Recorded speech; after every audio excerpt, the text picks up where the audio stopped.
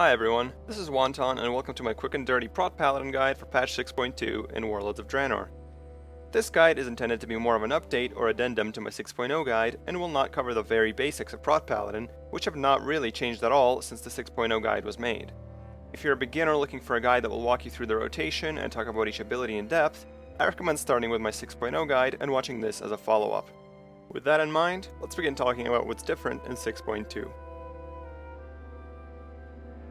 First, let's briefly mention Seal of Truth. This ability was removed in 6.1, although it's still listed as a core ability because Blizzard is lazy. This means you now basically have a healing option in Seal of Insight and a damage option in Seal of Righteousness. The choice here is not as simple as just, I'm a tank, let's take the defensive option though, because Seal of Righteousness will actually be about a 5 to 10% DPS increase depending on how much AoE there is in a fight. And the 10k heals from Seal of Insight will typically matter little when hard-hitting bosses can melee you for over 200k. But ultimately, as a tank, your primary concern is staying alive, so if you feel like Righteousness is too risky, you can switch to Insight. There have also been a couple of changes to Glyphs since the start of the expansion. The first thing that happened is Glyph of the Alabaster Shield was removed, and Glyph of Harsh Words was made holy only. This primarily happened because of Butcher progression, where Prot Paladins were sometimes beating dedicated DPS classes on damage, which was not okay. For Glyphs now, I recommend one slot for Divine Protection 100% of the time, one slot where you alternate between Consecrator and Focused Shield, Consecrator on AoE fights, Focused Shield on single target, and one slot for a Holy Wrath Glyph, either Final Wrath for a slight DPS increase, or Holy Wrath if there's dragons, elementals, or aberrations you want to stun. However, so far it's looking like pretty much every mob in Hellfire is a humanoid or demon, so Final Wrath will probably be my third glyph almost all of the time. Now let's talk about talents, which is where the biggest changes since 6.0 have come, not necessarily from buffs or nerfs, but just from Prot Paladins changing their opinions and changing their playstyles and learning how to play in the current type of raiding better. So for level 15, Speed of Light is your go-to when you need to cross a big room, for example running away from artillery on Iron Reaver, or running back to Cormorok after he punts you across the room. Otherwise, I like Long Arm of the Law, especially when I'm haste cap, as this 3-second buff ends up having a 4-second cooldown, obviously very strong. Level 30, I have not switched out Fist of Justice in about a year. Maybe if you're running challenge modes and you have no Hex, no Sap, no Freezing Trap, no Polymorph, no Paralysis, then Repentance could be good, but I've never run into this scenario before. Level 45 is just Sacred Shield all of the time. It's just flat out the strongest one until one talent of these three gets nerfed or buffed. Level 60, Unbreakable Spirit is your go-to choice. Having Divine Protection on a 30-second cooldown is just very strong. If, somehow, your raid has no Holy or Red Paladins and Hand of Protection becomes very important, like it was on Iron Maidens, then you may be forced to take Clemency. And Hand of Purity I have used once on Mythic Brackenspore, and even there it was kind of underwhelming. Ultimately this talent is kind of useless as you're never going to have a tank dot that is so dangerous that it requires 95% reduction, but only lasts 6 seconds. Level 75 is the first major difference from my 6.0 guide because the reality is that Holy Avenger is just too good. Divine Purpose and Sanctified Wrath tend to look sexy because they do give you higher Shield of the Righteous uptimes, but ultimately a typical log of the physical damage you take looks like this. And uptime on Shield of the Righteous when you're taking 0 physical damage is useless, while downtime on Shield of the Righteous during a scary portion like this can get you killed. As a defensive cooldown, Holy Avenger will give you 40 seconds to a minute of uninterrupted Shield of the Righteous uptime, which makes it way stronger for covering these spikes of damage. On top of that, as an offensive cooldown, Holy Avenger also gives huge benefits, especially if you can stack it with trinkets, potions, heroism, or other damage increasing buffs. Level 90 is a pretty simple choice. You basically use Execution Sentence on single target and Light's Hammer anytime there's 2 or more targets. Don't bother using Holy Prism, and don't bother using Execution Sentence as a heal. You already have Word of Glory, Lay on Hands, and a Health Potion as much stronger emergency heal options. Finally, we come to the most hotly debated tier, level 100. Let's talk about the strengths and weaknesses of each of these talents.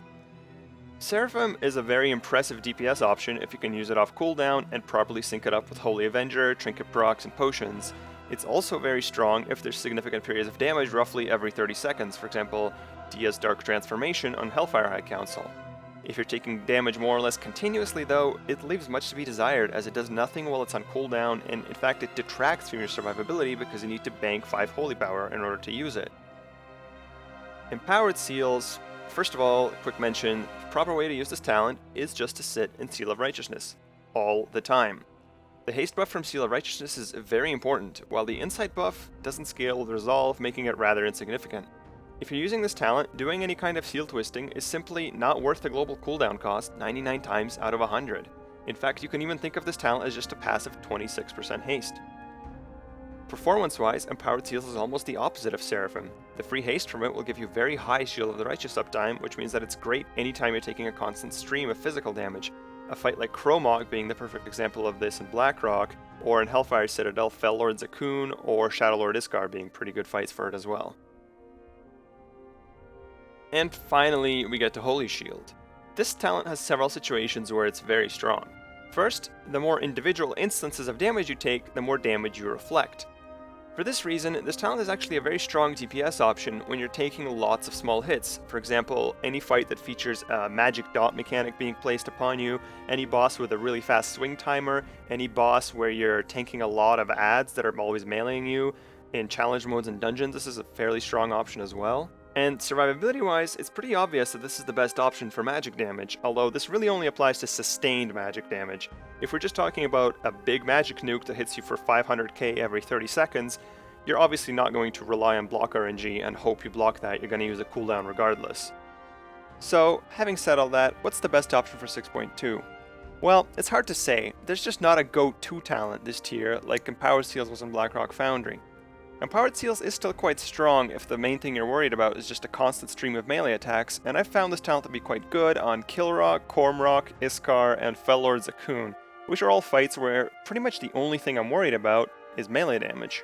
Seraphim is strong when there's just phases where you don't care about the boss's damage and phases where you do care about it a lot, and I've used this on Hellfire High Council because I tank Dia and she is scary for 10 seconds every 35 seconds, which this lines up with almost perfectly. And Iron Reaver, where you're away from the boss most of the time and you can just Seraphim as soon as you get back and taunt. And Holy Shield, the talent that most people are saying is by far the strongest this tier and can be used on pretty much every single fight, is, I agree, quite strong because of all the magic damage in Hellfire Citadel.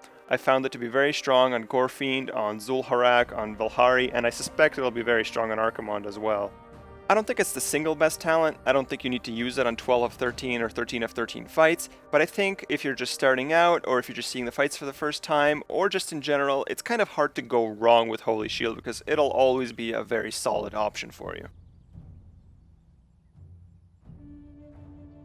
I'll wrap up this guide by talking about stats and gearing.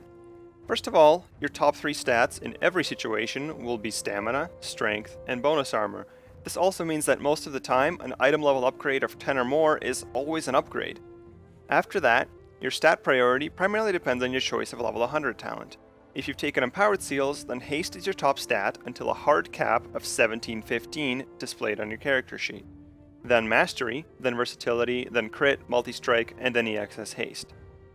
If you've taken Holy Shield, however, and especially if you took Holy Shield for a magic damage fight, then Mastery actually passes Haste as your best stat, and you can stack Mastery all the way, which can lead to some ridiculously high block numbers, like 87% is what I've seen on my character sheet, and I don't even have that great of Hellfire Citadel gear yet.